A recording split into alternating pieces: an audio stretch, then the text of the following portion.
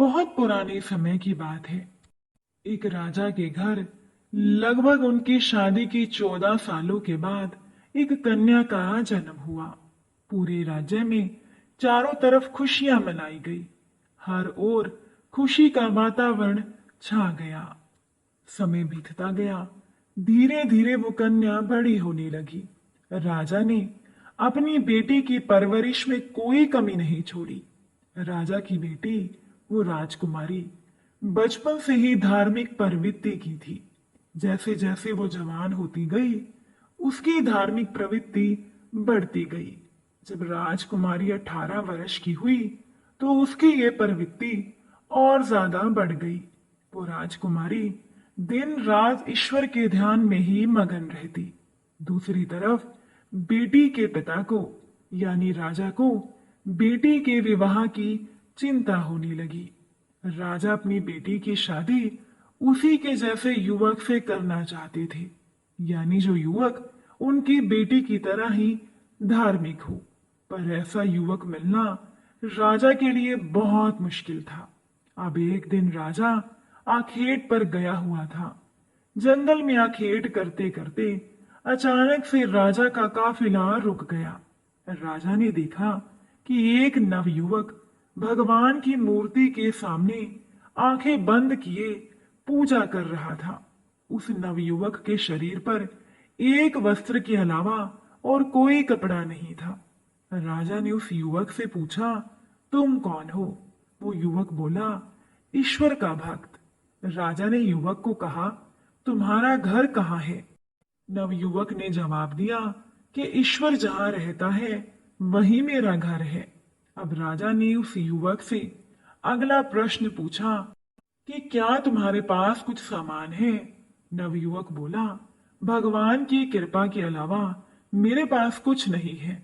उस नवयुवक ने राजा के सभी प्रश्नों का उत्तर बड़ी ही नम्रता के साथ दिया। राजा ने अगला प्रश्न पूछा, तुम्हारी गुजर बसर कैसे होती है? नवयुवक बोला, सब भगवान करता है। अब उस नवयुवक को देखकर राजा सोचने लगा कि जैसा वर उन्हें अपनी बेटी के लिए चाहिए था, वो नवयुवक बिल्कुल वैसा ही था। इसीलिए राजा ने अपनी बेटी का विवाह उस नवयुवक से करा दिया। विवाह के बाद उस युवक ने राजकुमारी से पूछा कि मैं जंगल जा रहा हूं, तुम कहाँ रहना पसंद करोगी? राजकुमारी बोली, जहां आप वहां मैं। अब तो आप ही मेरा जीवन है, आप ही मेरी इच्छाएं हैं, इसीलिए मैं भी आपके साथ जंगल में चलूंगी। ये बात राजकुमारी ने बड़ी ही स्पष्ट और दृढ़ स्वर में कही। तब वो नवयुवक बोला कि जंगल में तो तुम्हें बहुत कष्ट उठाने पड़ेंगे और यहाँ राजमहल में तुम चैन और आराम से रह सकती हो, और मैं यहाँ राजमहल में तुमसे मिलने आता रहूंगा। युवक ने अपनी पत्नी को समझाने की चेष्टा की, लेकिन राजकुमारी बोली, आप गलत कह रही हैं। आपके बिना मुझे स्वर्ग में भी चैन नहीं मिलेगा।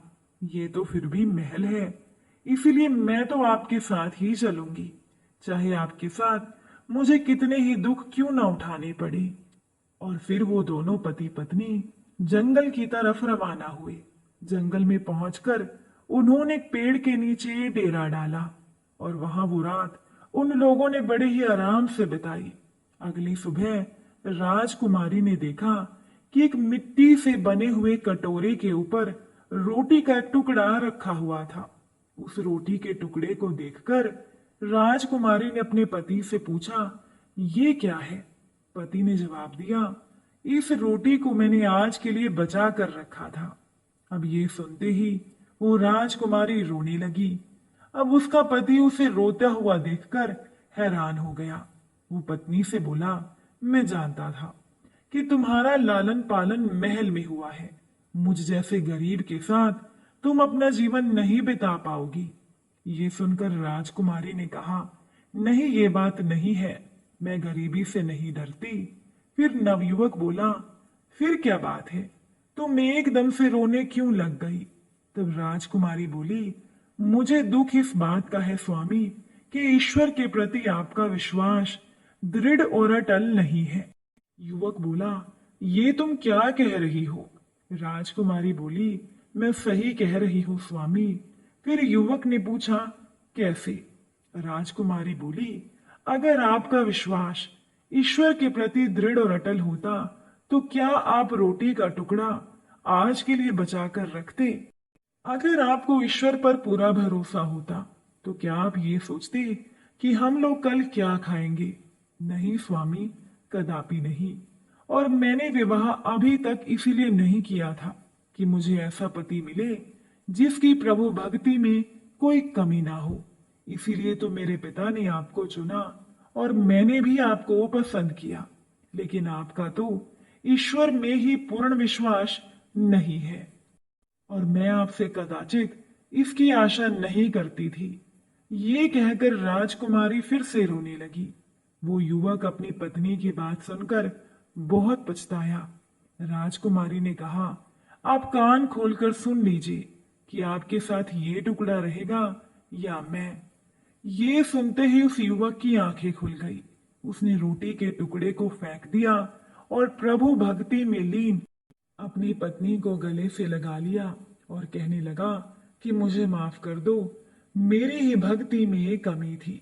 राजकुमारी ने अपने पति को माफ कर दिया और आज राजकुमारी मन ही मन खुश थी कि उसके कठोर वचनों ने एक भटकते हुए व्यक्ति को सही राह पर ला दिया था। साथ संगत जी, जो ईश्वर पर विश्वास करता है वो इस बात की परवाह नहीं करता कि कल आपके भोजन का प्रबंध कहां से होगा। एक सच्चा ईश्वर भक्त अपनी समस्त इच्छाएं ईश्वर पर छोड़ दिया करता है और वो तो केवल अपना कर्म करने में लगा रहता है। और जिसका विश्वास ईश्वर पर अटल होता है, ईश्वर उसका विश्वास कभी टूटने नहीं देते।